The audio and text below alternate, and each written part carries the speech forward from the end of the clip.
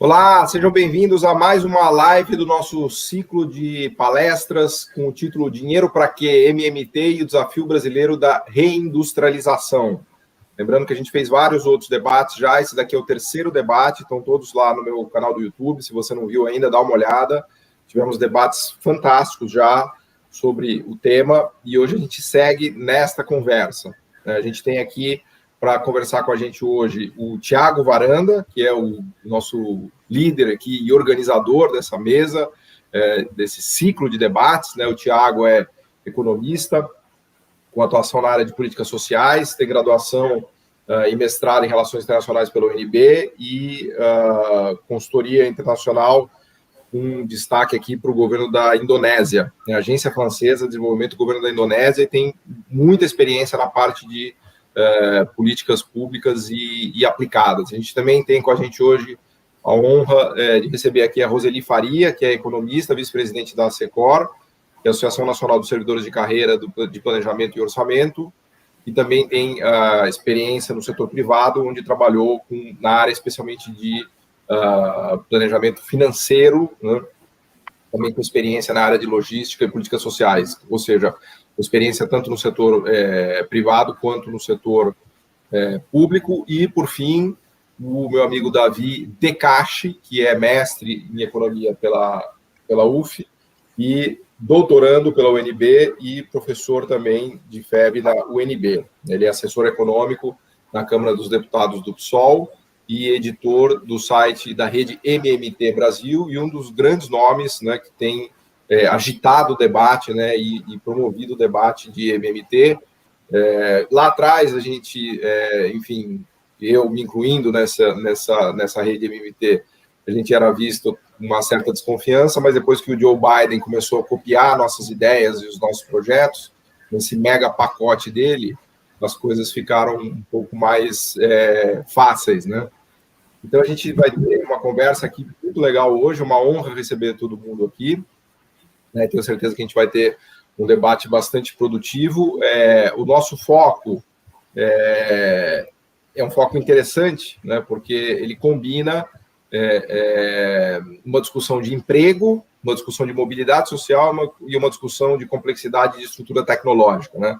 O título do nosso terceiro debate é Emprego Garantido, Mobilidade Social e Complexidade, né? Então, tem sido uma parte interessante dessas mesas, né, desses debates, combinar assuntos, temáticas de áreas que não necessariamente são tratadas em conjunto, né? Por exemplo, MMT e política industrial, por exemplo, política industrial e mobilidade social, né? Então, eu acho que o Thiago tem sido bastante feliz nessa combinação e nessa escolha, né, na liderança desse ciclo de debate, dessas mesas. Hoje a gente vai começar com o Davi Decache falando um pouco para a gente, dando uma visão geral, e depois o Thiago costuma fazer a apresentação dos apoiadores. Você quer fazer, Thiago? Ou depois, quando você entrar como um participante, também vamos fazer rapidinho. Vai lá. Isso aí não dura mais que um minuto e meio, é mais rápido do que uma vacina vacina no SUS. Então, o ciclo realmente, o tema de hoje é bem cativante, além da gente estar propondo esse debate de fronteira, que é um debate de fronteira internacional. Se você pesquisar o estado da arte do debate de economia e economia política no mundo hoje, a questão da reindustrialização, relocalização, e a questão da MMT estão aí na fronteira, e juntar essas duas linhas realmente é um privilégio aqui no Brasil, a gente poder ter esse nível de debate e corrobora a potência aí do pensamento brasileiro e da nossa capacidade de estar discutindo na fronteira da economia política internacional. Esse ciclo ele tem um apoio da Associação dos Funcionários do IPEA, Associação dos Funcionários do BNDES, Sindicato Nacional dos Auditores Técnicos de Finanças e Controle, Sindicato Nacional dos Servidores Públicos Federais da Carreira de Gestão, Planejamento e Infraestrutura em Ciência e Tecnologia, Associação Nacional dos Especialistas em Políticas Públicas e Gestão Governamental, Associação Nacional dos Servidores da Carreira de Planejamento e Orçamento, Articulação Nacional das Carreiras Públicas para o Desenvolvimento Sustentável, Movimento Que Estado Queremos, Canal Revolução Industrial Brasileira, Associação Brasileira dos Economistas pela Democracia e Movimento Paraíso Brasil, do qual eu faço parte. Boa, obrigado, Thiago. Então, vamos começar a conversa. Eu fiquei particularmente feliz com o título dessa mesa, né, desse debate, e com os integrantes, porque eu acho que essa mesa, especificamente, ela trata dos dois temas que são os mais relevantes para mim em economia, que são os temas, vamos dizer assim, da conjuntura, né, ou seja, podemos traduzir isso também no quantidade de emprego, né, ou no problema do desemprego, e o outro tema que é o tema da estrutura, que eu também poderia me referir como a qualidade do emprego. Então, eu acho que não existe nada mais relevante em economia do que estudar o problema do desemprego e da qualidade do emprego, né? E o problema do desemprego, ao meu ver, tem a ver com questões conjunturais de política fiscal, política monetária, de papel do Estado como motor de demanda ou não, e a questão da qualidade do emprego tem a ver com a estrutura produtiva e, portanto, tem a ver com política industrial e, portanto, tem a ver com o papel do Estado também como promotor de política industrial, né? Inclusive, o tema-chave, né, de todas as nossas mesas, que é combinar a discussão de MMT com política industrial, no fundo, trata dessas duas temáticas, né, da temática da conjuntura e da temática da estrutura, e as duas são essenciais, a meu ver. Claro, eu já estou fazendo aqui quase que uma provocação e uma pergunta para vocês, mas, ao meu ver, as duas são essenciais para a gente lidar com a questão da geração de empregos, da necessidade de geração de empregos num país, numa sociedade, numa economia que tem um desemprego monumental, e também de lidar com a necessidade de gerar bons empregos, empregos de qualidade, de salários elevados, que sejam capazes de ocupar, de empregar pessoas bem qualificadas, né? Então, eu acho que a combinação desses dois temas aqui vai produzir uma discussão bastante interessante, especialmente com os especialistas que a gente conseguiu reunir aqui hoje para debater o tema. Então, vou convidar o Davi De Castro para ele começar dando aqui o pontapé inicial das discussões e depois a gente passa para os outros membros. Obrigado, gente. Davi? Primeiramente, queria agradecer muito... Está dando eco, pessoal. Eu queria agradecer muito a oportunidade de participar dessa mesa com a Roseli, uma querida amiga e uma referência. Aprendo muito, quase que diariamente, com a Roseli. A gente já conversa há algum tempo. O Thiago eu conheci recentemente, mas foi fundamental em criar essa ponte extremamente necessária. Criar pontes é uma coisa muito importante no momento atual da conjuntura política e econômica. E também é uma honra participar de um debate com o Paulo Gala. Eu sempre...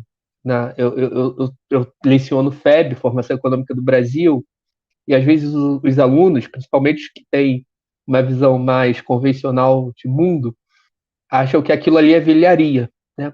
E aí eu passo um seminário do Paulo Gala discutindo sofisticação produtiva, que ele deu na UFRJ, e peço para eles fazerem uma resenha. E aí eles olham a CEPAL com outros olhos, assim, não é só curiosidade que tem aqui, tem alguma coisa de útil nessa disciplina que tem algo de útil. Então, o Paulo me ajuda bastante a tornar a disciplina mais atraente para os alunos que vêm com uma visão mais convencional de outros cursos. Bom, eu já vou puxar a minha apresentação a partir do que o Paulo falou, né? Tem um aspecto quantitativo e um qualitativo no nosso debate sobre Job Guarantee, sobre os programas de garantia de emprego. Por que isso? Porque a gente tem que repensar as estruturas institucionais e as políticas públicas em dois sentidos. Um, é manter um nível de emprego alto. Dois, é manter qualitativamente esses empregos em áreas que tenham elevada produtividade, enfim. Né? No ponto quantitativo, o programa de Job Guarantee ajuda muito, tá? A elevar o nível de empregos. E ele, por outro lado, embora não diretamente afete a questão qualitativa, ou seja, gerar bons empregos, ele acelera esse processo, tá bom? E é isso que eu vou tentar deixar claro no decorrer da nossa conversa. Então, ele é importante do ponto de vista quantitativo e é um acessório fundamental para acelerar o processo qualitativo. Tá? O processo de sofisticação estrutural, ele é acelerado se você tiver um programa como esse. É isso que eu vou buscar defender em alguns momentos da minha fala. Antes disso, eu queria... A gente vive uma crise humanitária, econômica, social, das mais profundas da história. E tem dois detalhes aqui que eu queria deixar bem claro, que o Brasil já passa por uma pandemia no mundo do trabalho desde 2015. Tá? O mundo do trabalho totalmente destroçado pelas políticas de austeridade fiscal. A gente entrou na pandemia, na crise sanitária, o mundo do trabalho totalmente destruído.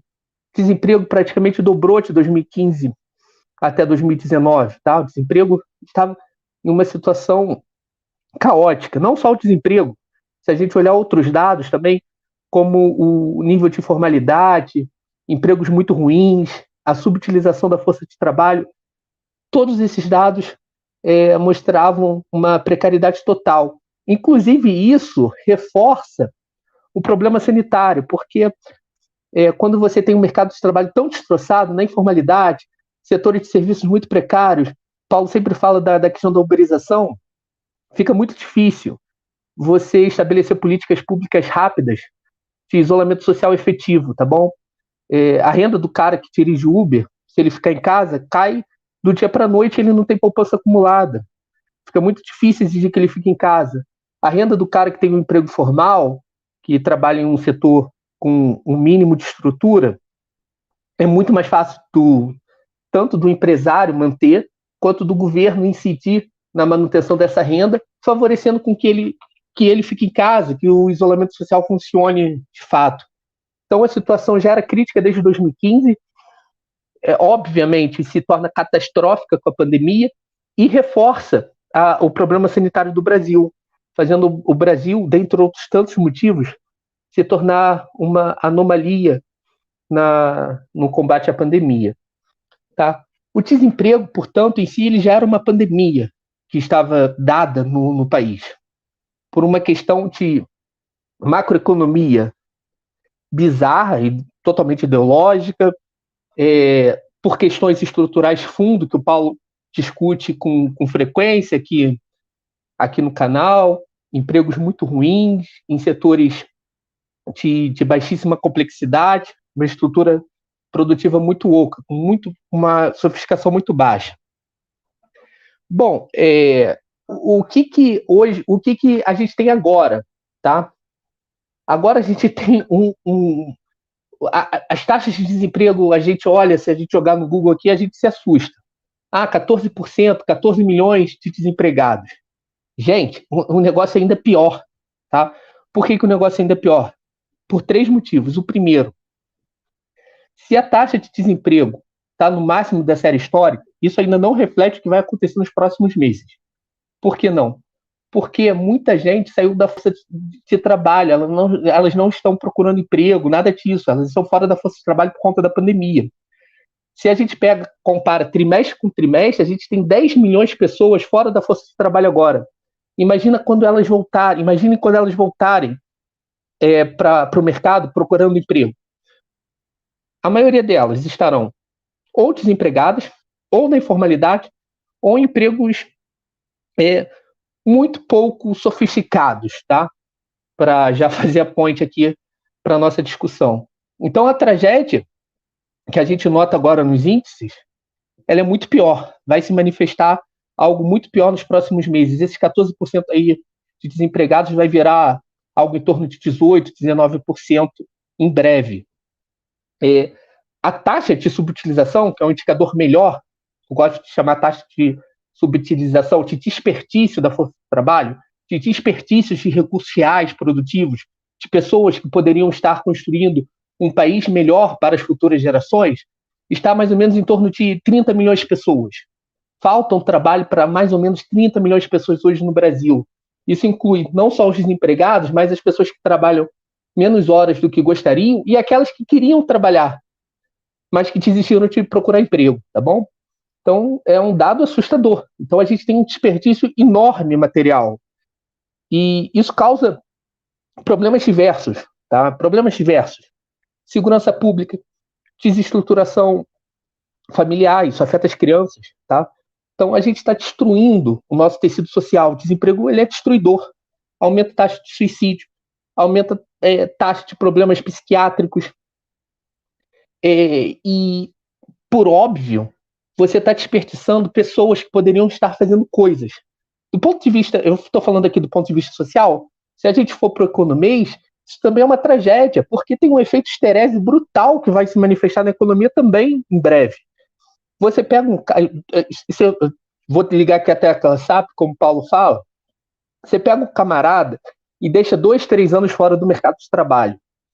Esse cara tem uma deterioração nas suas habilidades. 2, cria-se um estigma para o empregador quanto ao tempo em que ele ficou fora da força de trabalho. E você também cria por N motivos, eu não vou me estender muito para encerrar logo para passar a bola, você cria uma enorme dificuldade para ele se recolocar no mercado de trabalho após tanto tempo no desemprego. O desemprego de pessoas que estão nessa situação há mais de 2 anos aumentou muito nos últimos tempos. Então, a gente está criando um problema de curto prazo com efeitos no longo, seja por desperdício de capacidade material de fazer as coisas.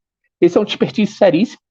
A gente tem que ter austeridade no sentido de não desperdiçar nossa potência material, e é um desperdício humano, social, enfim.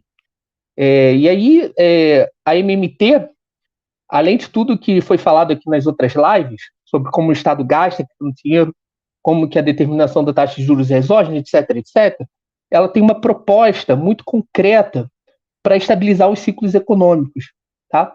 Que ela pega do Minsk, com base no financiamento que vem lá de Lerner, e junta essas coisas e oferece uma proposta muito concreta de garantia de emprego que a gente vai discutir na sequência. Basicamente, se o camarada quer trabalhar, se ele pode trabalhar e não está encontrando emprego, o Estado tem a obrigação de absorver esse cara.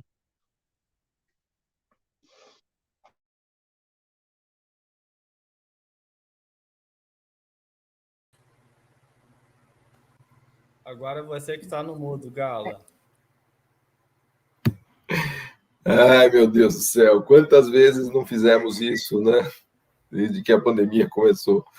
Obrigado, Davi, obrigado. Vamos já passar diretamente para a Roseli. Eu tenho algumas questões, considerações para fazer, mas vou deixar para fazer depois que vocês falarem. Roseli, por favor. Beleza. Aliás, eu só tenho considerações também, só tenho questionamentos. Bom, boa noite a todos e todas, né? Agradeço o convite, não só porque eu admiro todos os que estão aqui, né, dividindo essa live comigo, como eu acho que esse assunto é extremamente urgente, né? Como o Davi colocou, a gente já tinha problemas estruturais e conjunturais anteriores à pandemia, mas agora a gente vai estar num estado de calamidade permanente, né? Não é só neste momento em que a gente espera que seja o pico da pandemia, que daqui para frente ela decresça, mas a verdade é que a gente não sabe quando a gente vai sair da pandemia, e a gente não sabe como a gente vai sair da pandemia, né? Mas a gente pode inferir que a gente vai sair muito pior do que entrou. Então, acho que debater política de desenvolvimento e política de emprego e renda é absolutamente urgente. Então, eu agradeço aqui. Como o Paulo comentou, a minha carreira ela foi muito ligada ali. Eu me formei em economia, descobri que você foi meu bicho, Paulo, porque eu me formei em economia pela USP em 94, e a partir daí eu fui trabalhar no mercado privado, primeiro com planejamento financeiro. Caramba, então a gente quase se encontrou, porque eu entrei em 94. Pois é. Eu vi isso, eu falei assim, olha, ele foi meu bicho. Mas, então, eu me formo, aí eu vou trabalhar com planejamento financeiro justamente em indústrias, em complexos industriais, né? Morei fora, morei no México, morei na Inglaterra e nos Estados Unidos, nessas empresas que eu trabalhei. Depois eu volto, eu abro uma empresa, eu tive a coragem de ser empreendedora, tive uma cozinha industrial, e aí na crise de 2008 eu fechei a empresa, realmente tive uns problemas financeiros, e fui trabalhar no setor público, primeiro como analista de planejamento e orçamento, primeiro na área de infraestrutura, e depois políticas sociais de transferência de renda, né? Acho importante eu explicar isso, porque a partir daí é que eu levantei aqui alguns pontos que eu queria compartilhar com vocês, porque a verdade é que eu não tenho certezas nenhuma, né? A minha certeza é isso, vamos sair pior da pandemia, com muita pobreza, muita fome, né, muita miséria, e vamos precisar fazer algo muito grande e muito rápido, né? Então, eu busquei sistematizar aqui alguns pontos que eu tenho aprendido no debate com o Davi e o pessoal do MMT, mas também com o pessoal da renda básica, o pessoal da transferência de renda. Eu queria meio que comparar as duas políticas que estão postas, que eu acho que vai ser um mix das duas coisas realmente que a gente vai ter que usar no pós-pandemia, né? Antes de passar para essa sistematização, vamos esclarecer, eu acho que alguns pontos que é importante aqui. Nós somos o pessoal dos direitos humanos, das políticas sociais, das políticas de transferência de renda na veia, né? Nós somos o pessoal feminista, antirracista, do desenvolvimento sustentável. Eu acho importante a gente situar isso, porque a gente não está falando de workfare, né? A gente não está falando de precarização do trabalho, a gente está falando de dignidade do trabalho e do direito à renda, né? É neste campo que eu queria compartilhar, então, algumas sistematizações aqui, algumas abordagens, então, que eu tenho visto das duas políticas, transferência de renda, que envolve até a renda básica, que é sempre universal, e trabalho garantido. Né? Eu fiz esse emprego garantido, então eu fiz uma separaçãozinha aqui. Eu vou falar rapidamente, então, sobre equilíbrio macroeconômico, sobre o esforço institucional que vai ser necessário para implementar qualquer uma das políticas, ou as duas, falar um pouquinho rapidamente de desigualdade e mobilidade, falar um pouco de produtividade e depois falar um pouquinho dos públicos, porque eu entendo que esses trabalhadores, eles não são abstratos, né? Eles moram em algum lugar, têm um determinado gênero, tem uma determinada raça, está numa família, enfim, queria ponderar rapidamente essas questões. Bom, e sempre comparando nisso, política de transferência de renda e emprego garantido aqui, só para provocar mesmo aqui o debate, né? Quando eu falo de equilíbrio macroeconômico e comparo essas duas políticas, eu tenho a impressão, mas aí o Davi e o Thiago depois podem me corrigir, que uma política de emprego garantido tem uma vantagem, né, sobre qualquer política de transferência de renda, porque eu estou falando de uma situação em que o Estado ele vai ali fazer um ajuste no ciclo econômico. Se a gente está num período de recessão com pouco emprego, o Estado assume, né, esse risco e esse emprego, né, então ele emprega mais. E quando a gente está num ciclo econômico de crescimento, ele vai liberando esses trabalhadores para eles trabalharem no setor privado. Mas o Davi depois me corrige. Então, eu acho que nesse ponto de equilíbrio macroeconômico, a política de emprego garantido, qualquer uma delas teria uma vantagem sobre uma política de transferência de renda, sempre colocando aqui que eu não estou falando para a gente escolher, não. Eu realmente acho que a gente vai ter que ter, pelo menos no início, as duas, até que a gente volte a crescer, né?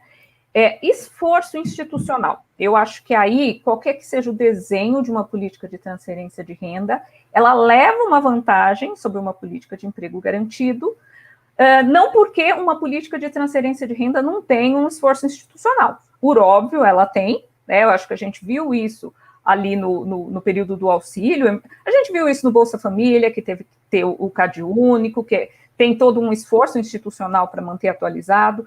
A gente viu isso no auxílio emergencial, a gente percebeu que a gente não conhece o brasileiro, a gente não consegue localizar, muita gente não tem CPF, a gente não conhece os núcleos familiares, os que estão no CAD único, a gente tem ali um certo conhecimento, mas existe uma dinâmica familiar que nem sempre está captado ali. Então, assim, mesmo quando eu vejo o pessoal da renda básica falando, né, como a renda básica teria algumas vantagens sobre outras políticas de transferência de renda, neste quesito de esforço institucional, a gente sabe que mesmo assim a gente tem ali um esforço a ser feito institucional. Mas eu acho que é um pouco menor do que uma política de emprego garantido, que fatalmente vai demandar um arranjo institucional muito forte com as prefeituras, né? Um arranjo também de conhecer esses trabalhadores, localizá-los e fazer justamente essa intermediação, né? Achar os segmentos em que eles estarão. Então, eu vejo que é uma política, me parece, intensiva em planejamento e organização, né? Então, nesse pontinho, eu acho que uma política de transferência de renda, que eu estou falando desde uma política como o auxílio emergencial mais ampla, que o Bolsa Família, um público mais amplo, como um valor mais amplo. Eu acho que qualquer recorte que a gente decida de transferência de renda no pós-pandemia vai ter que ser assim, não dá para ser só o Bolsa Família, só o público do Bolsa Família, a gente vai ter que usar. Então, o esforço institucional, eu acho que a política de transferência de renda tem um esforço menor, então estamos 1 a 1. Depois aqui eu queria fazer algumas considerações sobre desigualdade e mobilidade social. Eu vejo um pouquinho na literatura que, em geral, quando está falando de política de transferência de renda, está associada a um financiamento progressivo. E se for este o caso, eu acho que a política de transferência de renda de partida, inclusive a renda básica, ela teria uma vantagem sobre o emprego garantido, que tem aí um aspecto de redução de desigualdade, mas eu acho que é intrageracional, é ao longo do processo, ao longo da implementação do trabalho, à medida que a gente tem uma política de desenvolvimento econômico, a gente consegue fazer com que a renda do trabalho, de uma certa forma, seja suficiente para reduzir as desigualdades. Então, este é um caso, no caso da desigualdade, em que eu vejo que uma política de transferência de renda ampla e associada a uma reforma tributária progressiva teria uma vantagem inicial, né, sobre uma política de emprego garantido. Partindo rapidamente aqui para a mobilidade, porque eu não quero tomar todo o tempo, aqui eu fiquei com dúvida, realmente, né, porque a mobilidade social, eu acho que ela envolve algo muito maior do que essa estabilidade de renda que as duas políticas trazem de vantagem, né? O indivíduo ele vai ter uma renda suficiente, ali, uma garantia de renda, que ele vai poder se planejar, seus filhos vão poder ter o mínimo para se dedicar aos estudos, mas a verdade é que eu acho que essa mobilidade depende muito do arranjo produtivo, né? Depende muito de outras políticas, como de saúde e educação. Então, eu vejo que, neste quesito, elas meio que se igualam, porque a grande vantagem das duas é essa estabilidade da renda, é esse planejamento que as famílias poderão ter, de que pelo menos o mínimo para a dignidade elas terão. Penúltimo ponto aqui, que eu trouxe como sistematização, eu queria falar uma mistura de produtividade, né, e as áreas possíveis, né, no caso do emprego garantido. Novamente, eu acho que aqui, eu acho que é o ponto que justamente eu gasto mais os meus neurônios refletindo a respeito, né. Política de emprego garantido, quando falam isso, eu lembro justamente do que o Biden fez, né. Primeiro ponto, infraestrutura, não só, e aí tem uma questão pessoal, né, o meu pai, ele teve essa mobilidade intrageracional e geracional, é só compartilhar aqui uma experiência, porque ele entrou no Exército aos 18 anos, ele é no 2º Batalhão de Engenharia no Rio de Janeiro, ele aprendeu uma profissão que era mecânico, e ele foi trabalhar justamente com infraestrutura logística, ele foi seletista a vida inteira, nunca ficou desempregado, e a partir daí os filhos conseguiram, né, ter essa mobilidade social. Meu irmão é dentista, eu sou economista, enfim. Então, eu vejo essa mobilidade, né, nessa experiência pessoal, mas não necessariamente eu vejo isso como uma produtividade. No caso da infraestrutura, eu vejo que sim. Se fala muito, acho que, de zeladoria da cidade, né, porque também tem isso. Quando eu falo em infraestrutura, eu estou falando de infraestrutura urbana, que eu acho que teria uma capilaridade, mas se eu estiver falando de infraestrutura logística, por exemplo, a gente tem uma questão de localização de onde está essa obra, e quando ela termina, a gente precisaria, né, a economia já se reaqueceu e a gente move essas pessoas para outros setores, ou eles permanecem na infraestrutura em outras obras. Então, a infraestrutura teria essa característica. Zeladoria, ela seria local, mas eu entendo que em determinadas cidades você teria um certo limite para zeladoria, né, ali para jardinagem, né, para limpeza urbana, e ela não é de alto valor agregado. Eu penso um pouco também na economia do cuidado. Eu não gosto da ideia da gente... Aí tem um recorte, eu acho, de gênero. Eu não gosto muito da ideia de que essas trabalhadoras ou esses trabalhadores iriam trabalhar diretamente na educação infantil. Acho que a educação infantil tem que ser a melhor possível, se a gente está falando de redução de desigualdade e mobilidade intergeracional. Então, eu imagino trabalhando em serviços complementares se eles tiverem baixa qualificação. Então, a gente está falando ali, eu acho que da alimentação, né, nessa parte de zeladoria desses equipamentos públicos, mas eu não gosto muito da ideia de que efetivamente na educação infantil. Isso daí eu acho que tem que ser realmente os profissionais mais bem formados para atender isso, para garantir igualdade de oportunidade. Então, eu fico um pouquinho, e eu queria ouvir isso, né, um pouquinho instigada a refletir como é que a gente soluciona essa questão de produtividade, mas eu vou jogar a bola para vocês, porque eu queria falar do último ponto que eu ressaltei aqui, que são justamente esses diferentes públicos, né? Neste ponto, eu acho que as políticas de transferência de renda eles levam uma vantagem, porque muitas vezes esse trabalhador que não é abstrato, como eu disse, ele é concreto, ele não encontrou um trabalho adequado para as necessidades deles, né? Aqui eu queria destacar, como não poderia deixar de ser, as mulheres, né? Às vezes com filho pequeno, né? A responsabilidade do cuidado por uma estrutura racista ainda cai na mulher. Tem um filho pequeno, tem um idoso que ela precisa cuidar, não tem equipamento público, e eu entendo que muitas vezes é interesse social que ela fique em casa mesmo, né, até que essa criança cresça, nesse trabalho que tem que ser remunerado, ele é pesado, ele é doméstico e tem que ser reconhecido. Então, eu só fiz, provocações aqui, não tenho resposta nenhuma, gente. Eu acho que nem imagino que o Davi, o Paulo e o Thiago tenham resposta para todas elas, mas é que realmente eu gostaria de acoplar o debate teórico a essas considerações, assim, de como é que a gente implementa isso, porque, como eu disse, a gente vai ter que implementar. Então, é isso, Paulo, que eu trouxe aí de primeira fala. Obrigado, Roseli. Eu estou me segurando aqui porque eu tenho muitas perguntas e muitas considerações para fazer, mas eu não vou fazer. Eu vou fazer o exercício aqui da contenção, da política fiscal. Eu não me segurei, eu falei, eu vou perguntar. Vou fazer a política fiscal austeridade aqui das palavras, vou passar para o Tiago, para ouvir um pouco das considerações do Tiago, depois eu vou jogar algumas ideias aí para ver como vocês reagem. Tiago, você que é o nosso líder e organizador de todo esse ciclo de debates e palestras interessantíssimas. Vai lá. Bom, boa noite a todas e todos, de novo, agora como palestrante. Essa percepção que a Roseli, provocações que a Roseli coloca são importantíssimas, e o preâmbulo do Davi também explicando o que seria a política de trabalho garantido, de emprego garantido, e elas se coadunam, assim, não tem uma... Igual não tem... Queria deixar claro algumas coisas aqui.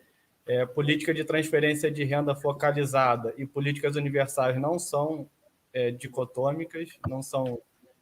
uma não nega a outra. A experiência do Bolsa Família evidencia como que uma política focalizada permite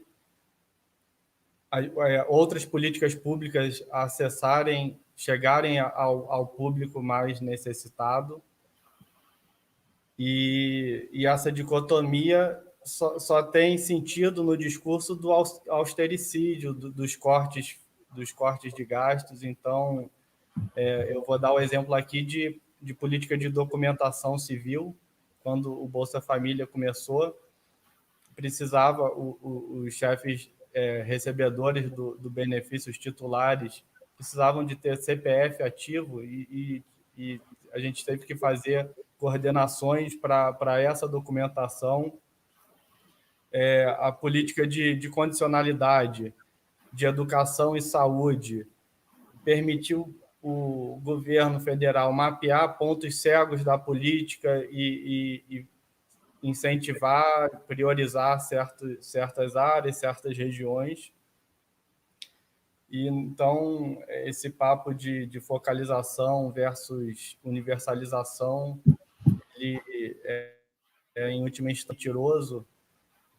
Discutiu-se muito isso no início dos anos 2000. O pessoal liberal adora uma política focalizada.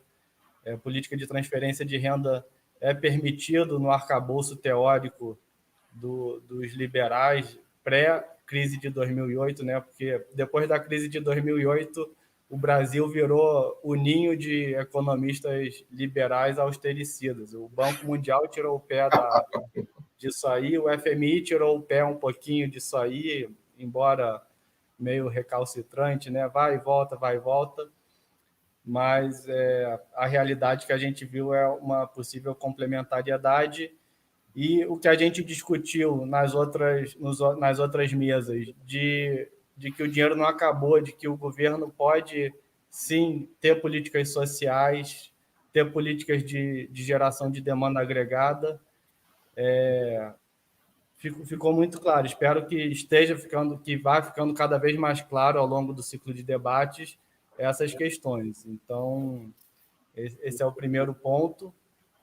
E quando teve a transição de governo, assim, a oposição e a crítica ao Bolsa Família, de que tinha que ter porta de saída,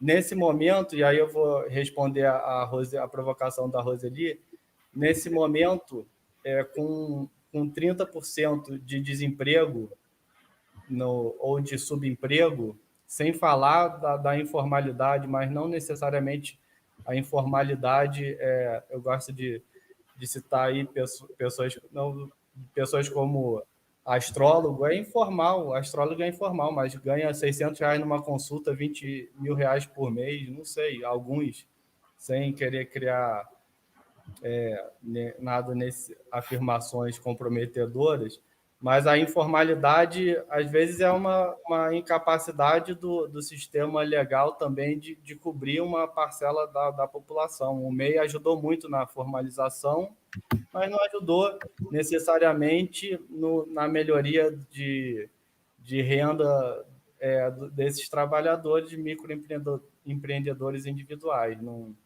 Não necessariamente o informal está no subemprego. Eu aposto que muitas pessoas aqui que estão ouvindo, gostariam de ser informal com altíssima renda, por falhas do sistema de regulação. Não é isso que se trata. Então, a gente tem... vamos colocar eu brinquei numa conversa prévia que a gente teve, que para a gente que está trabalhando com demografia do trabalho, está muito fácil fazer grandes números, porque a nossa população economicamente ativa está em torno de 100 milhões de pessoas. Então, quando a gente fala 30%, é 30 milhões de pessoas. Quando isso eu tenho a dificuldade trabalhando com ciência da informação, com microdados, vendo dado de RAIS, dado de PNAD, do censo. Eu pessoalmente, tenho dificuldade de entender como que se gera milhões e milhões de empregos. Agora a gente está falando de saída de empresas, né? Mas quando se instalou a Ford lá na Bahia, o pessoal falava vai gerar 50 mil empregos diretos. É por aí. 50 mil empregos diretos, a gente está... Como que você coloca 30 milhões para dentro de um mercado de trabalho de alta renda? Não, é uma questão... Eu tenho dificuldade. É um gotejar aqui, tem que ter uma visão nacional, tem que ter uma visão para além desses setores de alta produtividade, que o Celso Furtado chamava de ilha de produtividade, mas quero passar isso para o público. Assim, uma fábrica que gera 50 mil empregos e o desafio de geração de emprego do Brasil é 30 milhões. Não vai ser nem fábrica de automóvel e muito menos telemarketing que vai empregar esse tanto de gente. Então, realmente, o desafio é muito grande. E a ideia do trabalho, então, quando teve essa transição, a ideia de que porta de saída do Bolsa Família era um desafio quando o Brasil, lá em 1913, 2013, 2014, estava com 5%, 6% de desemprego, a gente já estava olhando para o público do Bolsa Família, pensando, tinham pessoas olhando, né? Nem todo mundo, mas tinha muita gente olhando e questionando como que ia ser a qualificação, formação profissional para o mercado de trabalho chegar a essas pessoas.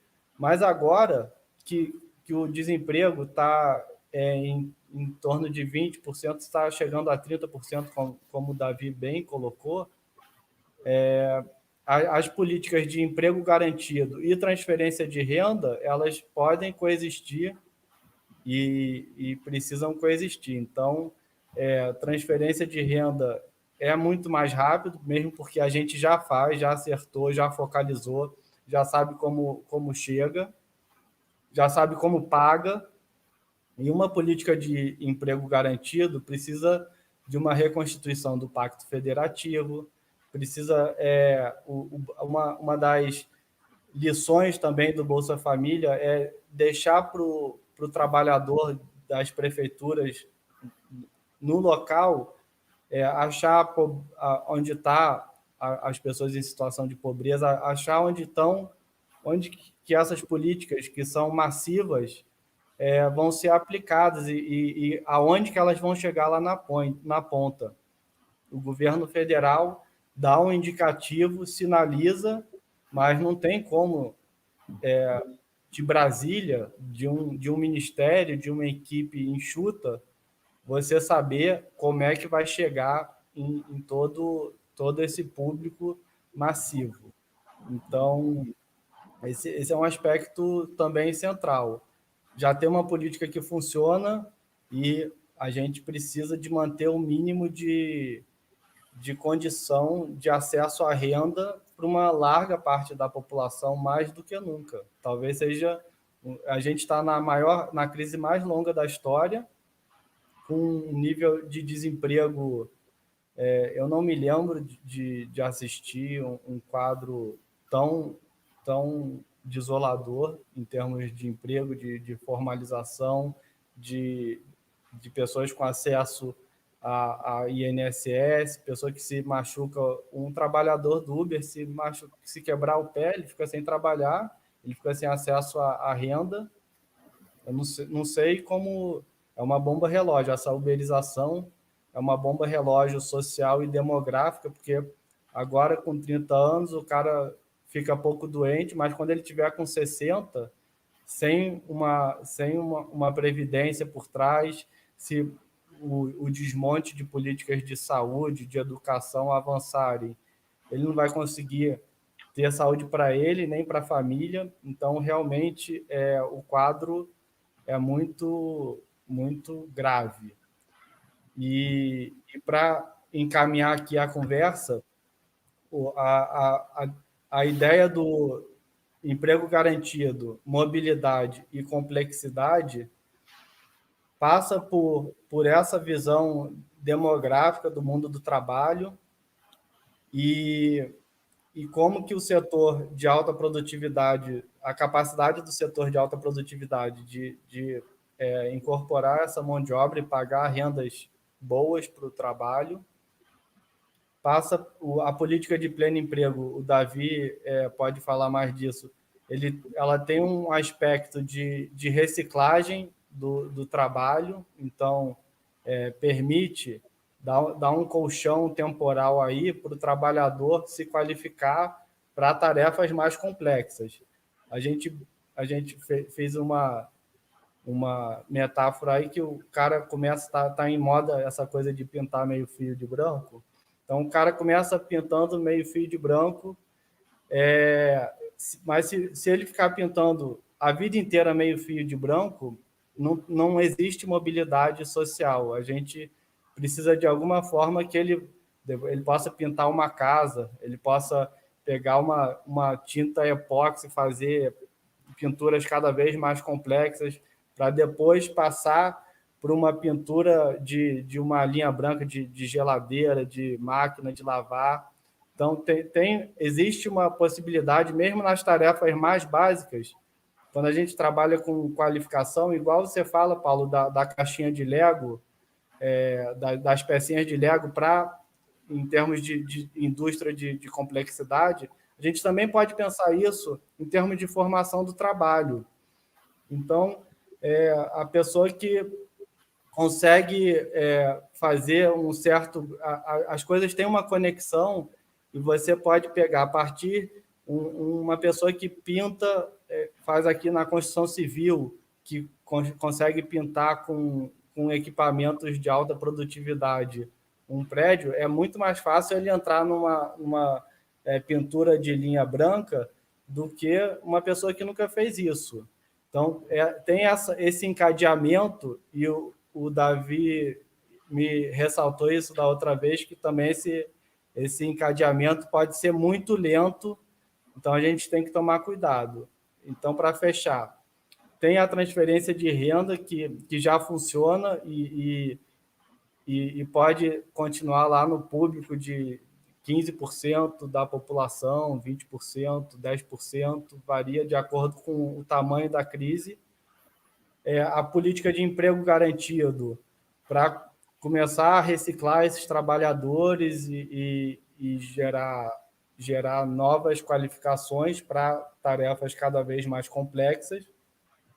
E, no meio disso tudo, a gente precisa de política industrial e política de geração de demanda agregada. Então, essas duas políticas de pleno emprego, de emprego garantido e transferência são geradoras de demanda agregada na veia. E para fechar, é muito fácil mapear a cesta de consumo de alguém que ganha um salário mínimo. O cara não vai fugir muito, a família não vai poder fugir muito daquela cesta de consumo. Então, vai ser mais gás, vai ser geladeira, vai ser fogão, vai ser material de construção. A gente pode pegar isso, mapear e fazer políticas de incentivo para esses setores, para isso não criar muito efeito de demanda externa, muita indução de importação via política de transferência de renda e de emprego garantido. Então, para fechar aqui as provocações, ficaria nisso para o Paulo poder liberar aí as amarras fiscais dele. Obrigado, Tiago. Obrigado, Davi, Roseli. É engraçado, assim, porque eu estou ouvindo vocês falando e estou pensando, obviamente, no que a China tem feito, no que o Biden anunciou nos últimos dias, no que a Europa tem anunciado. E, de repente, tudo isso que vocês estão falando soa óbvio, né? Por incrível que pareça, né?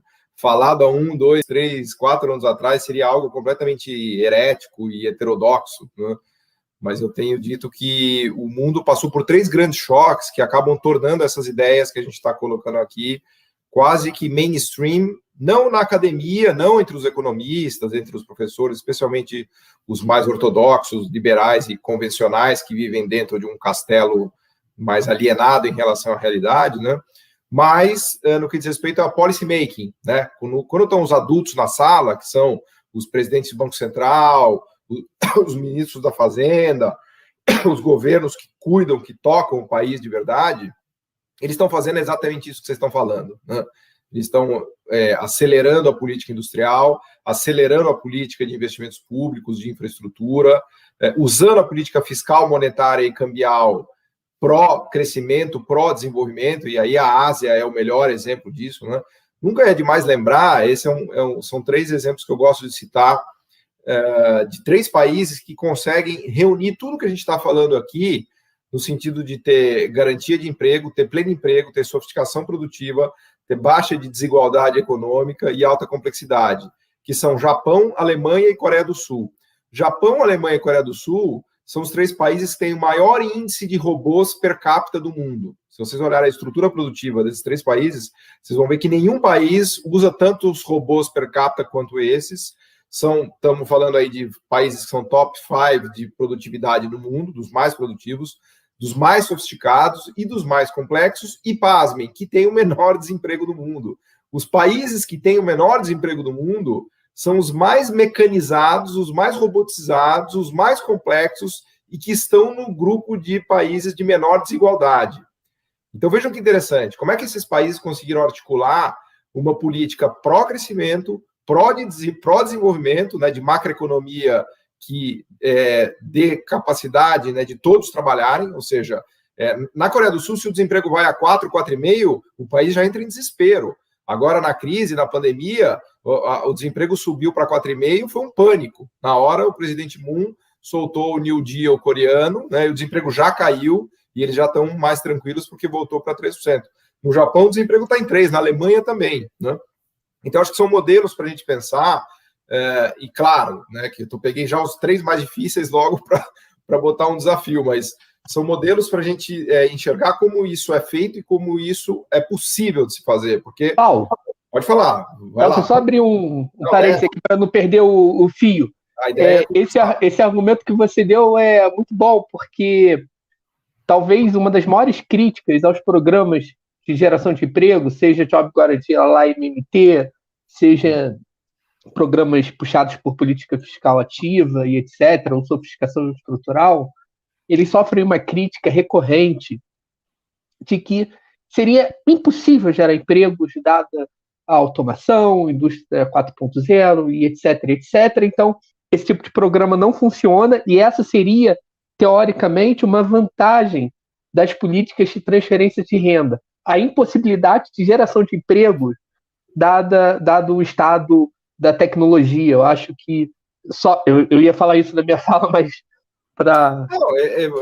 assim, as evidências são fartas de que é possível. Se olhar a China, ela está gerando 10, 15 milhões de empregos todo ano, com um aumento de sofisticação produtiva de complexidade enorme. Os países nórdicos são super tecnológicos, sofisticados, com desemprego baixo, com políticas de transferência de renda. Aliás, os nórdicos têm um pacote completo, né? Porque eles têm política industrial, política de transferência de renda, imposto de renda negativo, tributação altíssima para ricos, desemprego baixo, né? Então, eu acho que a gente deveria mirar, né, esses países quando a gente pensa nessa articulação de políticas do Brasil. E eu acho que não há como progredir sem usar tudo isso que vocês estão falando e articular todas essas políticas, porque cada uma tem a sua função, né? A política macro, entendida como política fiscal, monetária e cambial, articulada para crescimento e desenvolvimento, é chave. Mas só isso, sem uma política industrial, também não adianta, porque a gente precisa passar por uma sofisticação produtiva. E essa sofisticação produtiva, num país emergente, pobre emergente, depende da ajuda do Estado, com bancos públicos, com compras de governo, com conteúdo nacional, com subsídios à inovação, né? A sofisticação produtiva só é possível a partir disso, né?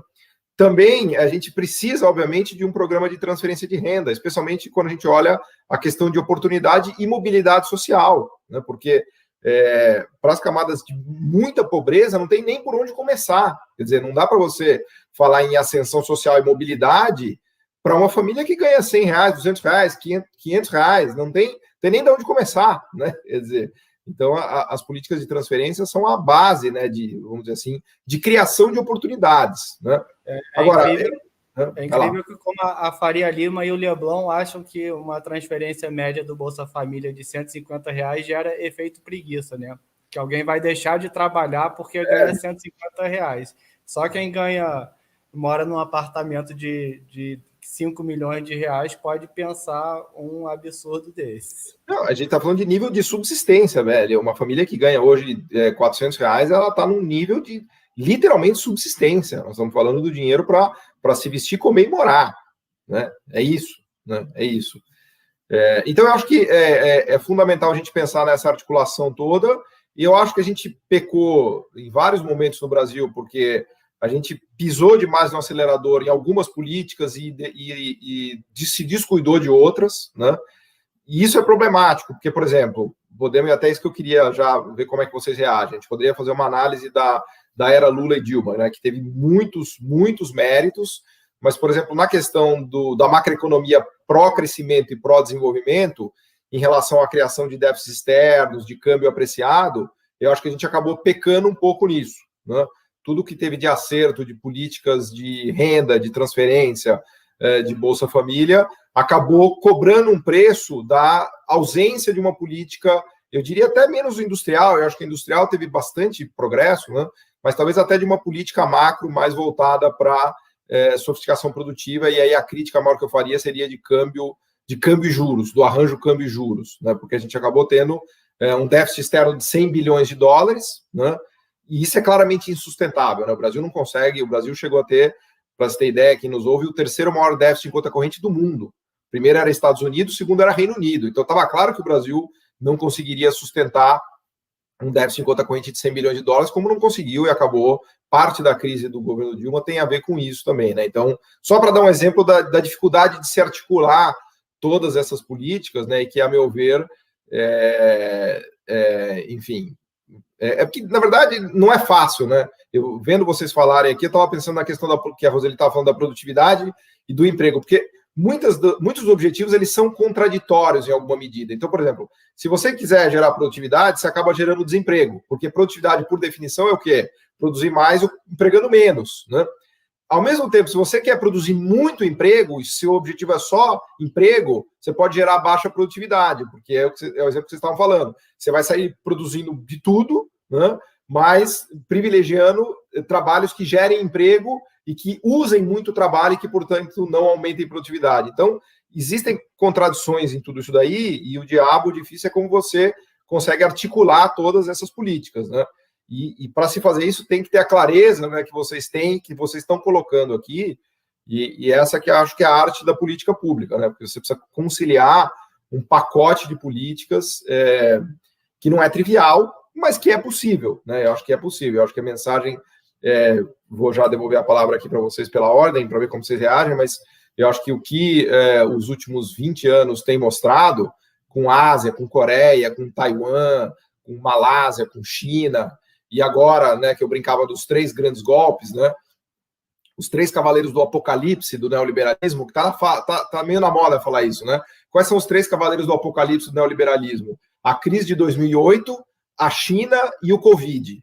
A crise de 2008, a China e o Covid mataram o neoliberalismo. Esses são os 3 cavaleiros do apocalipse do neoliberalismo. Assim, o neoliberalismo não resistiu, não resistirá a esses 3 ataques, né? O pacote do Biden, né, nesses últimos dias, demonstra isso claramente, porque agora, como o neoliberalismo meio que enterrou a economia americana e a economia europeia, quando comparados à ascensão da Ásia, eles ficaram numa posição de cheque, para não dizer que é checkmate, né? Então, eles já vinham meio cambaleando depois da crise de 2008, tomaram um outro golpe duro, né, com a ascensão da Ásia e da China, e eu diria que o golpe, talvez, final mais violento tenha sido o Covid, né? Então, esse pacote de políticas que a gente está discutindo aqui e que vocês estão oferecendo, me parece que veio para ficar. E só que a grande tristeza é que o Brasil está completamente em outra galáxia em relação a essa discussão. Nossos economistas, hoje se recusam a sequer abrir o New York Times ou Financial Times ou qualquer jornal mainstream, né? Os próprios economistas ortodoxos liberais se recusam a ler a mídia estrangeira, né? Para se ver o tamanho da alienação deles, né? Então eles realmente só estão lendo, nem até o Valor eles vão ter que parar de ler, porque agora todo dia eu abro o Valor e tem lá o vírus da desindustrialização. Eu estou começando a ver matérias no Valor que eu estou ficando chocado, assim, né? Falei, opa, de repente, né? Então, mas enfim, piadinhas à parte aqui, o que eu quero dizer é que a tristeza é que no Brasil, a grande maioria dos economistas do Condado da Faria Lima, ortodoxos liberais, das escolas de economia, seguem muito alienados ainda em relação a tudo que está acontecendo, essa transformação que está acontecendo na economia mundial, não só em policy making, mas também em pensamento, né? Se vocês pegarem a ascensão de uma economista como a Mariana Mazzucato, ou como o Danny Rodrik, ou todo o meia-culpa que o FMI vem fazendo naquela série de papers sobre liberalismo, até mesmo sobre política industrial, né? Enfim, então, eu acho que, sei lá, cabe a gente ficar fazendo esse debate no Brasil para ver se ele ganha mais espaço, né? E as pessoas percebam a roubada, né, o tamanho da roubada que a gente entrou. Mas, enfim, vou devolver a palavra para vocês para ver como vocês reagem. Davi, mas só para falar, é incrível que os economistas liberais criaram barreiras de entrada ao mercado, corporativismo, é tudo que eles sempre falaram para não ter. Corporativismo, eles são incumbentes do mercado oligopolizado. Isso, e não deixam o que está acontecendo lá fora e o debate interno de baixo para cima acontecer. Eles estão sentados em cima da narrativa ainda. Perfeito. Foram tantas questões. Vou começar pela Roseli para eu não perder muito. Vou tentar ser bem breve, tá, Roseli? Desculpe. Eu elenquei algumas coisas que você falou sobre as comparações entre uma renda básica universal e um programa de garantia de emprego, que é diferente de um programa de geração de emprego, tanto quanto o programa de renda básica universal é diferente de um programa como o Bolsa Família, né?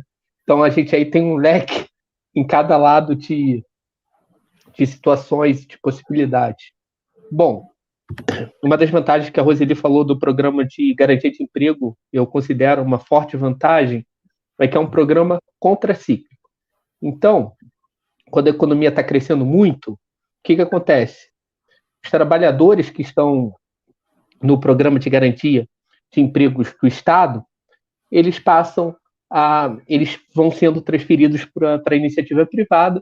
A iniciativa privada começa a absorver esses trabalhadores, tá? Então, essa é uma vantagem, e o gasto do programa cai fortemente no momento de alta do ciclo. Então, o gasto cai quando o ciclo está no alto e o gasto sobe quando o ciclo está na baixa. Essa é uma vantagem. Um programa de transferência de renda, tá? Principalmente se for universal, ele é acíclico, tá bom? Então, você dá um choque. Você dá um choque fiscal e esse choque permanece apesar do momento do ciclo, tá? Ou seja, tem um potencial inflacionário maior, tá bom? 2, se a gente pensar num programa de renda básica universal que garanta uma renda suficiente para o trabalhador não ter que oferecer a força de trabalho dele no setor privado, você vai ter que oferecer algo próximo a um salário mínimo, tá? E se é universal, você vai ter que oferecer para todos os adultos, ou algo assim. Então, você vai ter um programa 10, 15 vezes mais caro que um programa de garantia de emprego. É um programa muito mais caro, no sentido... Aqui eu sou eminentista, eu estou falando aqui do sentido do impacto fiscal muito violento, tá bom? O impacto fiscal muito violento pode causar pressões de demanda e pressões no balanço de pagamentos, tá? Para ter que traduzir isso daqui para as pessoas, você dá um choque muito grande, as importações vão lá em cima, você pode ter algum tipo de problemas aí em termos de sustentabilidade no balanço de pagamentos por conta disso. Um programa de garantia de emprego, ele é bem menor, por incrível que pareça. Isso comparando um programa robusto de renda básica universal, por exemplo, a gente pode pensar no seguinte: eu faço um programa de geração de garantia de emprego que absorva 10 milhões de pessoas e pago R$1.000 para cada uma, tá? Ou eu faço uma renda básica para 100 milhões de adultos e pago R$1.000 para cada um. É um programa 10 vezes maior, imagina. Um programa pagando R$1.000 e poucos para cada pessoa, absorvendo 10 milhões de pessoas, custa 3,5% do PIB. Um programa de renda básica universal, pagando o mesmo valor para todo mundo, custaria 35% do PIB. Será que a gente aguenta isso? Em termos de pressões de demanda, balanço de pagamentos, etc. O que a gente aguentaria seria o seguinte: eu faço um programa pagando algo em torno de R$150 para cada pessoa, absorva aí umas 60, 80 milhões de pessoas, com algum recorte, não vai ser universal, gasto muito mais do que um programa de geração de emprego e tem um impacto fiscal muito agressivo. São coisas que têm que ser levadas em conta. Sobre o programa de garantia de emprego, aí eu reconheço isso. Ele é muito mais complexo em termos de implementação, tá? Tem que ter uma grande reforma institucional e na própria organização das políticas públicas no Brasil. Eu acho que esse desafio, ele em parte pode ser resolvido olhando-se a formatação do próprio programa Bolsa Família. Por quê? A gente pode usar algo como a implementação de um programa de garantia de emprego, ela tem que ser gradual, na minha opinião, tá bom? Então a gente não vai fazer aquela coisa do REI de início. Empregar todo mundo que queira um emprego, a um salário definido, desde que a pessoa tenha capacidade de trabalhar. Eu acho que seria um choque muito grande e a gente teria que fazer algo gradual até chegar lá. E o que seria o gradual nesse sentido? Você pega e faz uma regrinha simples. As famílias cadastradas no cadastro único, ou seja, renda per capita de R$500, renda familiar de até R$3.000, uma pessoa por família, a gente garante um emprego para aquela família. Um emprego por família, dando preferências às mulheres, e, enfim. A gente consegue chegar numa formatação que a gente garante um emprego formal por família. Isso vai ter um choque fiscal bem relevante na demanda, principalmente nos municípios, nos locais mais pobres. E esse impacto, automaticamente, também vai acabar gerando, por efeito de encadeamento, empregos no setor privado. Tá? 3, tanto a renda básica universal quanto um programa de garantia de empregos podem ser realizados em paralelo a uma reforma tributária progressista, tá? Eu defendo fortemente uma reforma tributária progressista, não por questões de sustentabilidade de dívida ou por algo assim, é porque se o estoque da dívida cresce, dado uma mesma taxa de juros, você acaba transferindo uma parcela maior de renda para os detentores de títulos. Então, é um reforço da desigualdade. Então, esse é um ponto que a gente tem que equalizar. Como que a gente equaliza? Taxando os mais ricos. Então, a gente consegue controlar essa elevação sistemática da atividade pública por conta dos seus efeitos redistributivos contraproducentes via uma reforma tributária, e os dois vão exigir a mesma coisa, tá? Qualquer tipo de programa, isso é desejável. Aí eu vou finalizar, eu já vou pular aqui só para finalizar. A gente pode, hoje com tanta tecnologia, os trabalhadores eles se inscreveriam numa plataforma, tá bom? Nessa plataforma, a União teria acesso a isso e os municípios também. A União pagaria diretamente o trabalhador, faria a transferência do salário para o trabalhador diretamente, para esse dinheiro não ter que chegar no município, para o município pagar o trabalhador. Isso seria complexo, poderia gerar uma série de constrangimentos políticos e aparelhamentos, de diversos aparelhamentos. Então, a União pagaria o trabalhador e transferiria esse trabalhador para um cadastro em cada município que ele escolhesse. E o município seria o gestor desse processo, tá? Um programa desse tipo, para 10 milhões de pessoas, ele custaria em torno de 3,5% do PIB. Seria um choque desse tamanho. Só que após esse choque, o setor privado daria uma alavancada e esse custo poderia se reduzir. Essa seria a ideia. Falando da coisa do Paulo, aí eu acho que é um debate interessante que o Paulo colocou.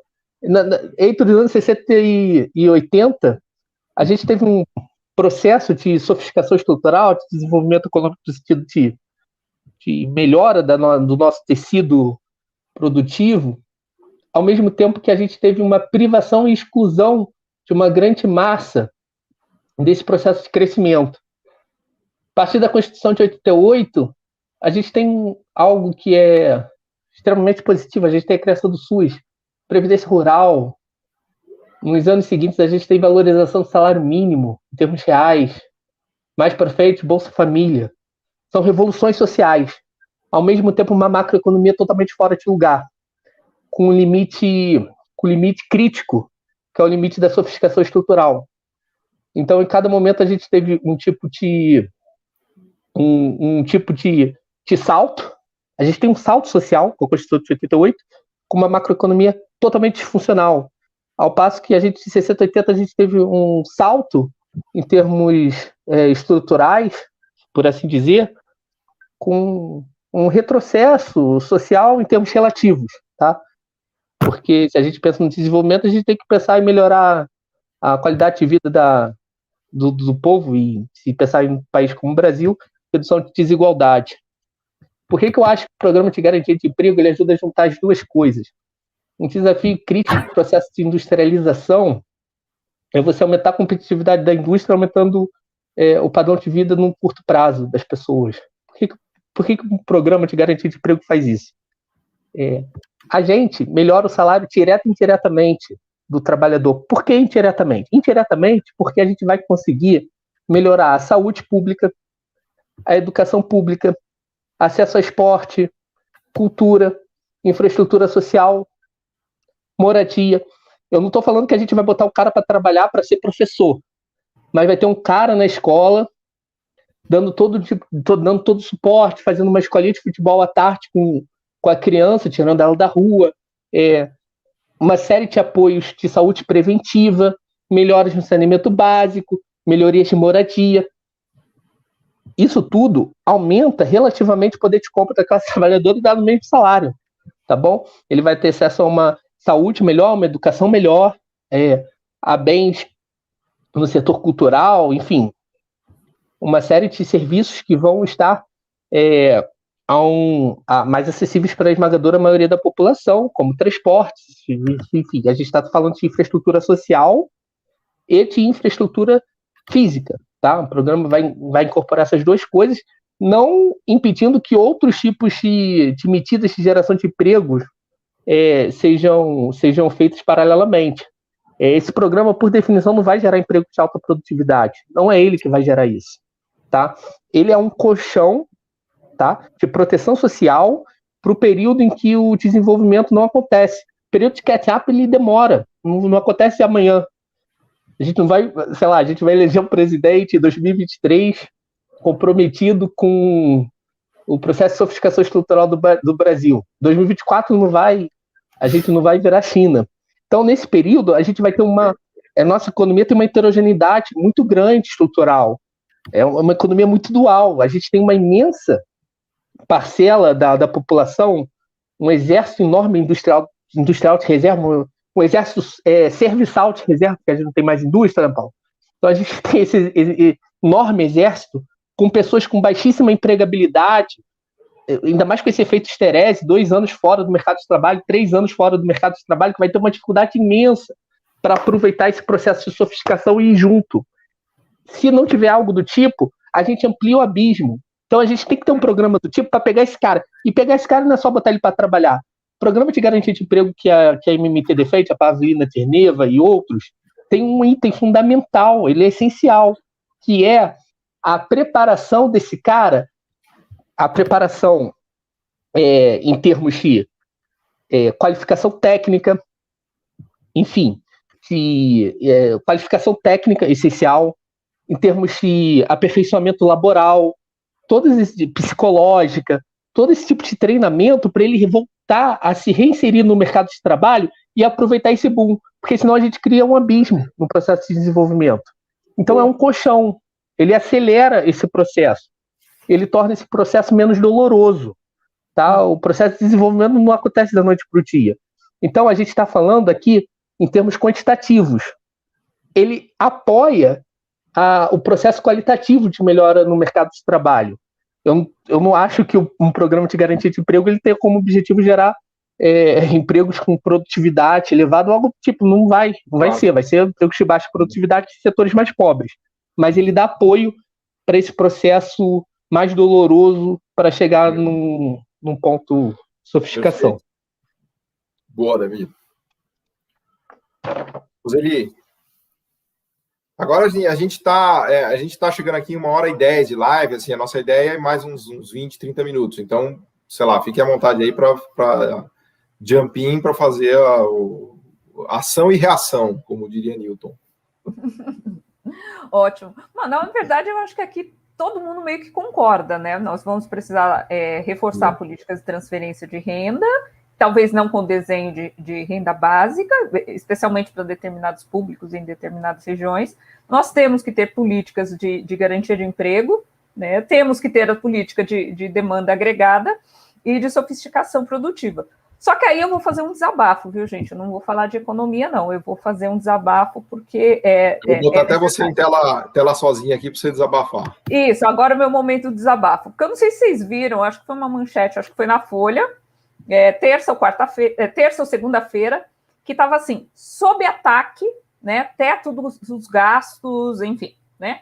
Então, assim, a ideia neste momento de quase 4 mil mortos por dia pela Covid, de fome, e eu não estou falando de fome crônica, eu estou falando de fome, né, aguda, não ter o carboidrato, não estou falando de falta de determinadas vitaminas ou proteína animal, fome, né, profunda crise econômica e política, o que está sob ataque é o teto dos gastos, né, e não a população brasileira.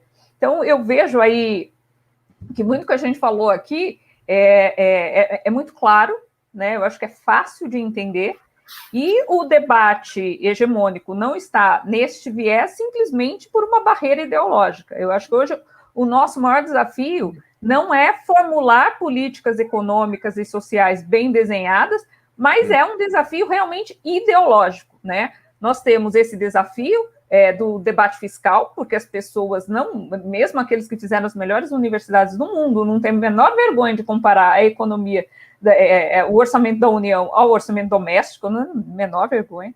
Também não tem, né, a menor vergonha de apoiar uma proposta de emenda à Constituição que demoniza o Estado e o servidor público. Eu não sei como que a gente vai fazer tudo isso aqui que a gente precisa fazer sem servidores públicos muito bem preparados, sem um Estado, né, muito presente, muito necessário. Eu não estou nem definindo qual que é o tamanho dele, mas você precisa do Estado. E eu acho que, no final, a gente precisa de um projeto de país, que me parece que a gente perdeu ali em 2015, 2016, e parte da sociedade pequena não está a fim de encontrar, né? A gente vai ter que avançar nesse debate público para tentar reencontrar esse projeto de país que em algum momento se perdeu. Então, assim, termina aqui meu desabafo, concordando com todos os colegas, que eu vejo que realmente o maior desafio hoje é o nosso desafio ideológico, porque eu não consigo entender porque esses setores pequenos da sociedade, mas muito poderosos, estão debatendo como o teto está sofrendo, e não como a população está morrendo de Covid e de fome, né? Inclusive, Roseli, concordando o gênero, número e grau com você, e pegando um gancho antes de passar para o Tiago, vejam que no ano passado a gente gastou 300 bilhões de reais com auxílio emergencial. E a gente teve um déficit primário de 600 bilhões de reais. Eu acho que o ano passado ele foi emblemático, né, no sentido de mostrar para todo mundo, para o Brasil inteiro, que as nossas barreiras e os nossos obstáculos são ideológicos, eles não são concretos, eles não são reais. Porque como que não havia dinheiro e, de repente, apareceu 300 bilhões de reais para a gente socorrer as pessoas que iriam morrer de fome com o auxílio emergencial? Como é possível explicar que o Estado estava falido, que o Estado estava quebrado, que o Estado não tinha recursos, e, de repente, ele fez um déficit de 600 bilhões de reais. Ele sextuplicou o déficit, né? Aliás, a grande ironia do destino é que o Paulo Guedes irá produzir os maiores déficits públicos da história do Brasil, né?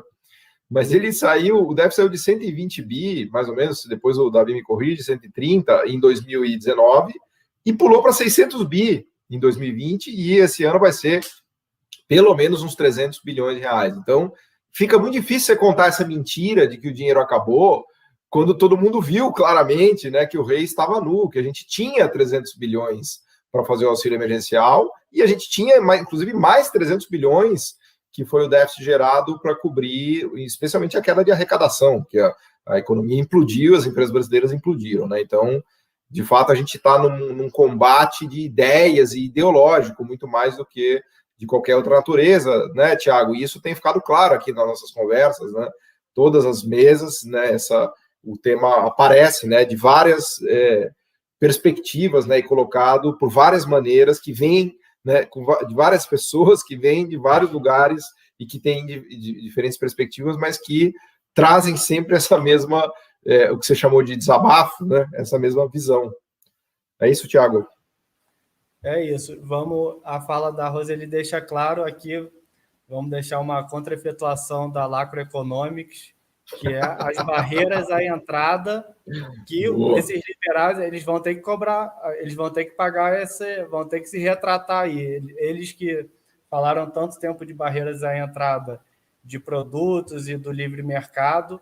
Eles estão produzindo ineficiência no mercado das ideias. Ineficiência total no mercado da ideia, barreiras de entrada, usando todos os oligopólios que eles têm à mão, para estatais, para fazer isso, inclusive de espectro de transmissão de televisão que deveria ser de domínio público. Então, eles vão ser cobrados. Fica aqui essa contra-efetuação da Lacroeconomics. Mas vamos lá. A China, eu queria isso que a gente está falando, queria falar como que a China fez, porque é um bom exemplo. A China tinha setores de alta tecnologia, políticas para isso, e políticas, aquelas fábricas que ficou famoso como Xing Ling. O Carlos Medeiros tem um artigo maravilhoso naquela série Zero à Esquerda, sobre as empresas de vilas e municípios, como que a China usou essas empresas que fabricavam coitado das criancinhas lá dos anos 2010, né? Que ganhava o brinquedo no Natal, no Réveillon, o brinquedo já estava quebrado. Aquele brinquedo chinês. Mas o que a China fez? Primeiro, tinha um lado que favorecia a exportação disso, incentiva a exportação. Incentivo à exportação é infraestrutura, apoio à exportação, financiamento, isso tudo acontecia. Mas essas empresas, elas não tinham alta produtividade, elas não tinham alta tecnologia, mas elas eram demandadoras de mão de obra industrial. E a China, quando faz isso, ela não está fazendo só isso. Em paralelo, ela estava construindo a maior rede de trem-bala do mundo. Ela estava criando a tecnologia, antes de construir a rede, estava construindo a tecnologia para produzir o trem-bala. E, ao mesmo tempo, incentivava essas fábricas, que eu espero que o Brasil não precise disso. A gente não precisa de criar um brinquedo que quebra em 5 dias para o nosso salto civilizacional. Mas a China trabalhava nesses setores de uma forma ampliada, balançando isso. Agora, quando teve a crise, no ano passado, o governo chinês foi conversar como vai estimular, proteger e aumentar a renda do comércio de rua. Camelô. Então, para a gente ver que não dá para ter uma solução daqui, uma dali. O que o país precisa é de um arranjo de políticas macro, micro, tecnológicas, setoriais, de infraestrutura, e a resposta para esse problema do emprego está aí. Tá aí. A gente tem setores de baixíssima produtividade, a gente pode pegar lá o Celso Furtado, as melhorias gradativas. Isso cabe na nossa... O problema da produtividade não é só robô ou nada. Então, um catador de lata. Você vai nas grandes cidades, você vê catador de lata amassando lata com pedra. Se você der uma prensa para esse cara, a produtividade dele multiplica por 1000, com uma prensa hidráulica de baixíssimo custo que a indústria nacional pode fazer. Então, a gente pode pensar em setores de estímulo à produtividade popular, que gera, ao mesmo tempo, estímulo a indústrias de média complexidade econômica para fornecer para isso. Então, estamos começando a fechar esse quebra-cabeça. A gente brincava, o Sebrae, lá dos anos 2000, ele chegava numa comunidade e formava 100 cabeleireiros. O que ele fazia? Ele quebrava os cabeleireiros que tinham na comunidade, porque agora todos as mães aprenderam a cortar cabelo.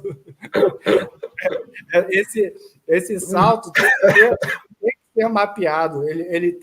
A gente tem dados sociais, a gente tem uma estrutura muito rica de microdados, de informações administrativas, censitárias e estatísticas para prever isso. Então, isso tudo tem que ser feito realmente com uma grande visão de Estado, projeto de país. Se a gente continuar em solução setorial, igual essa brincadeira, sem menosprezar o trabalho importante que o Sebrae faz de formação, inclusive ele deixou eles não atuam mais assim, para que fique claro, e a gente aprende com os erros de políticas públicas e o famoso só erra quem faz. Então, a crítica é para mostrar como que as coisas criam gargalo e não adianta, eu vou qualificar. Se não tiver demanda agregada, geração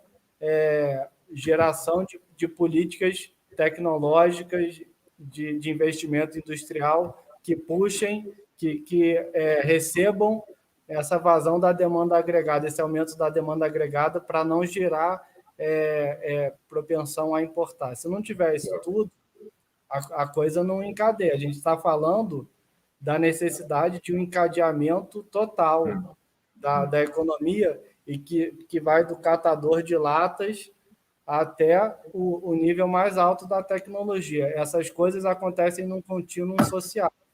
Não tem esse preto e branco que o pessoal fala. Então, Então, eu sou muito favorável aí. Não é só o Celso Furtado, tem o Small is Beautiful. O Small is Beautiful ainda mas não vai solucionar tudo. Não tem solução que vai resolver tudo. Não tem, isso aí tem que ficar claro, não tem nenhuma solução que vai resolver tudo. Mas eu, fazendo aqui o meu currículo, eu não posso botar que eu sou doutorando de engenharia de produção, porque eu estou com a matrícula trancada. Mas o meu projeto é economia popular, e ele não está abandonado, tá, o orientador?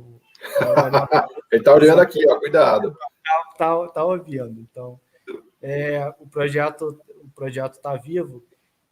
E assim, eu mapeei a economia popular, vou focar no setor de alimento, e o setor de alimento pode ser gerador de demanda para a indústria metalúrgica, e setores geradores de bem-estar, que aumenta a qualidade de vida. A gente não precisa só pensar na ponta tecnológica, no trem-bala brasileiro. Eu quero ter um trem-bala brasileiro. Quero que a Embraer continue produzindo produto de ponta. Mas se dá para a gente mapear, imagina todos esses serviços de venda de quentinha, que quando a economia estava bombada, eu lembro o Rio de Janeiro, que tem coisas bizarras que acontecem no Rio de Janeiro, que os custos foram lá para o céu, e a alimentação, de alimentação fora de casa, em restaurante, não sei o que, você pagava numa empadinha R$15. Você paga. E o que segurou isso? Foi esse que segurou esse custo sobre o salário? Foi esse serviço da economia popular de quentinha, de alimentação, por exemplo. E dá para mapear esse setor e dá para pensar em financiamento de reforma da cozinha. Então, reforma da cozinha: geladeira, fogão, forno, freezer, uma pia, um negócio inox para melhorar a segurança de alimento, de engenharia de alimento. Isso tudo é gerador de bem-estar. A gente não precisa só pensar lá na ponta. Enquanto isso tudo está acontecendo, a outra política tem que estar acontecendo. Esse é que é o encadeamento. Isso aí que é o resumo aqui. Emprego garantido, mobilidade social e complexidade. Passa por esse fio aí. Boa. Passa por esse fio aí. Então, de geração de emprego, a gente pode pegar multivetorial, infraestrutura, fazer saneamento. Assim, não precisa ser só o emprego garantido. O emprego garantido é uma parte. A transferência de renda para famílias em situação de pobreza é uma parte. Agora, vetor igual o governo, você perguntou do governo Lula, o governo Lula fez lá o PAC, era demandador disso. Só que o problema dessas grandes obras é que quando a obra acaba, igual a Roseli falou, para onde vai esse pessoal? Cria problemas. O PAC criou problemas urbanos, que tinha gente no Ministério do Desenvolvimento Social que discutia isso. A gente foi derrotado. Eu não vou abrir hoje mais uma caixinha a caixa preta do Ministério, mas a gente foi derrotado. Eu tenho um grupo derrotado que queria fazer políticas em torno do PAC, políticas sociais em torno do PAC. A gente não conseguiu. A alternativa foi o Brasil Sem Miséria e redobrar a aposta só na transferência de renda sem esses encadeamentos. Mas a gente já estava pensando no Ministério nesses encadeamentos. Então, infraestrutura é mobilizador, não precisa ser por dentro da política de emprego garantido, mas infraestrutura é mobilizador de mão de obra, paga renda melhor e um serviço talvez melhor do que de telemarketing, do que a economia do shopping center que o Paulo Gala fala. Então, se você está construindo uma empresa, uma indústria, uma usina hidrelétrica, pelo amor de Deus, por mais que tenha abastecimento ali, você está criando um negócio um emprego de baixa qualificação numa coisa de altíssima produtividade. Uma hidrelétrica é altíssima produtividade, gera energia infinitamente, basta depois engenheiros e manutenção, e o ciclo fica ali gerando energia elétrica. Não é altíssima produtividade, mas setor de tecnologia que o país domina. Os chineses vêm aqui a três gargantas, eles vieram aqui aprender. Infraestrutura, essa coisa que eu falei de fortalecimento da economia popular, de aumentos gradativos de produtividade e de encadeamento em indústrias de base ou mais intensivas em capital, e indústria que a gente está perdendo laminação de metal, a gente está perdendo em tudo. A desindustrialização é descontinuidade disso tudo. Então, esse fortalecimento da economia popular, mapeamento de demanda, políticas de bem viver, que eu estou chamando, políticas de bem viver.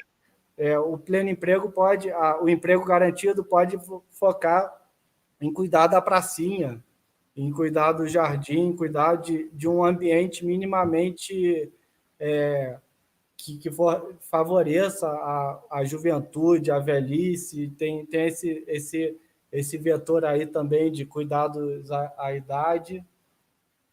E política tecnológica e financiamento para setores intensivos em tecnologia, óbvio que precisa, mas precisa também de uma política macroeconômica que dê sustentação a isso. E o que faltou no governo Lula, talvez, e Dilma, foi essa política macroeconômica expansiva. Eles compraram a ideia do tripé de estabilidade macroeconômica e conseguiram resolver essas políticas sociais, a política da Petrobras de demanda nacional. Esse encadeamento conseguiu se resolver em cima de uma alta de preços de commodity, mas com uma visão macroeconômica totalmente defasada, que a gente já criticava, e se agora não caiu a ficha, é difícil até da gente insistir nesse ponto, né?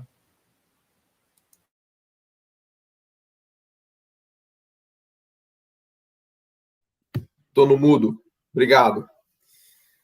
Já chegamos em 1h30 de conversa, acho que a gente podia caminhar para uma conclusão, se vocês quiserem fazer algumas considerações mais já de encaminhamento, né, de conclusão.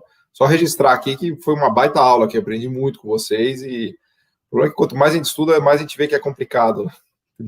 Tem muitas esferas, muitas questões, né? Mas vamos lá. Paulo, posso dar um suspiro aí de alívio para as pessoas?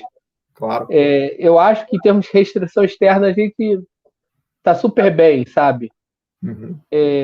Eu acho que a gente conseguiu, nesses anos 2000, fazer muita coisa boa nesse aspecto. A gente conseguiu desdolarizar o passivo externo, acumular reservas, desindexar a atividade de câmbio.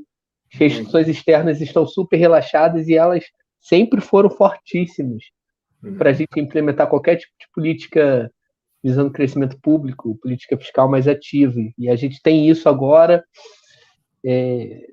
uma capacidade ociosa imensa, enfim, está tudo pronto aí, é só a gente fazer. O problema é político, o problema é muito político. E aí eu quero já finalizar falando que se o problema é muito político, a gente não tem mais restrição externa, ou muito baixa, tá? Claro que a gente tem um limite crítico dado pela estrutura produtiva, mas limite fiscal interno, limite fiscal externo não tem. A gente precisa se organizar politicamente para criar esse grande projeto de desenvolvimento que tem que juntar o social com as conquistas que estão estabelecidas na Constituição, com o estrutural que o campo heterodoxo vem discutindo também há muito tempo. Eu acho que esse vai ser o nosso grande desafio, criar essa ponte. Tá? Eu vejo que os dois campos dialogam um pouco.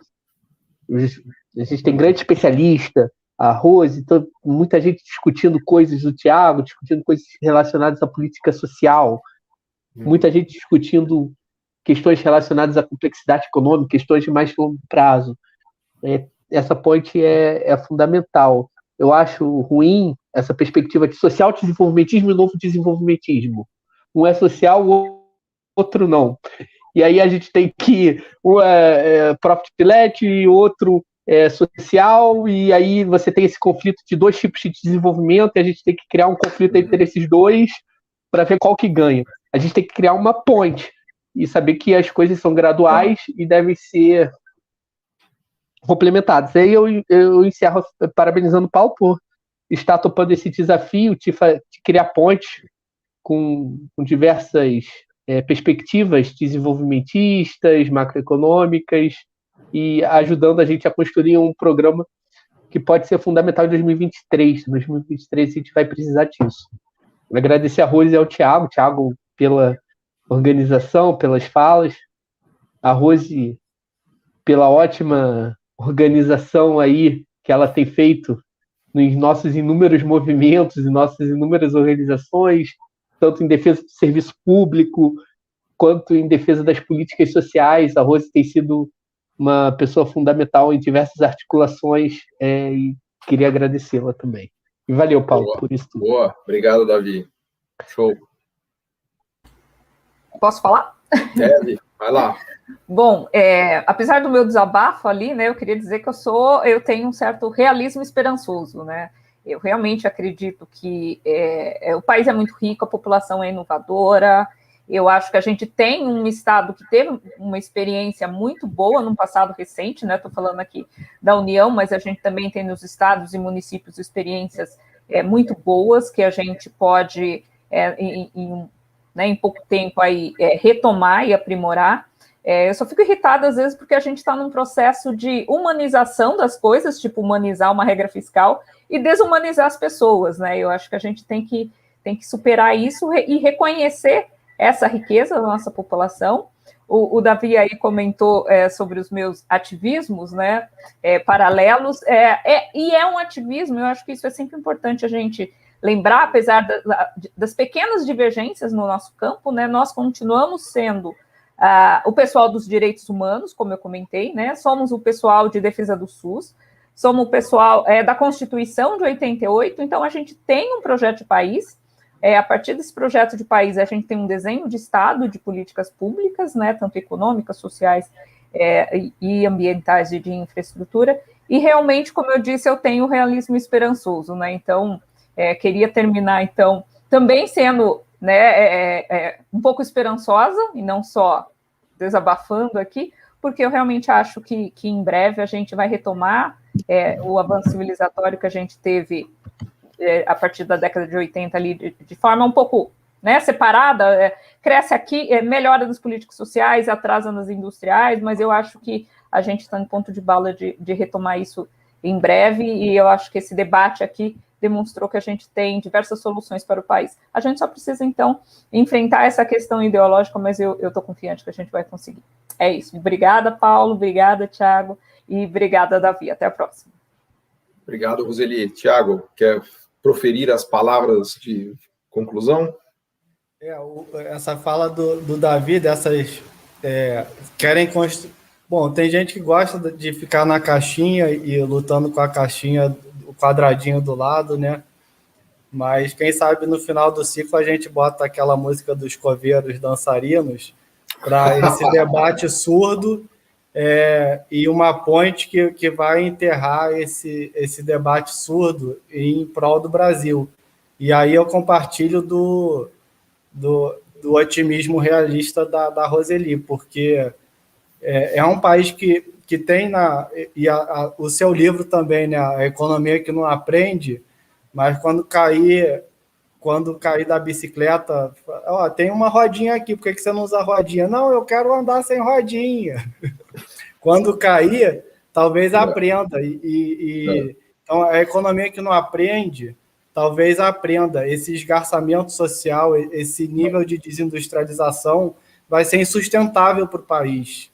É insustentável para o país. É questão de tempo para uma remobilização em prol disso tudo que a gente está falando, tanto do setor de alta tecnologia, quanto do setor de políticas sociais, esse setor do meio, geração de renda média, um Estado capaz de produzir, um empresariado que se beneficia disso, mas isso vai ter que ser rediscutido e vai precisar de repactuações amplas, interfederativas, intrasetoriais, a tarefa é longa, mas a dor da queda vai trazer a consciência desse debate, ou então a gente caminha para a dissolução total, que eu não acho que vai acontecer.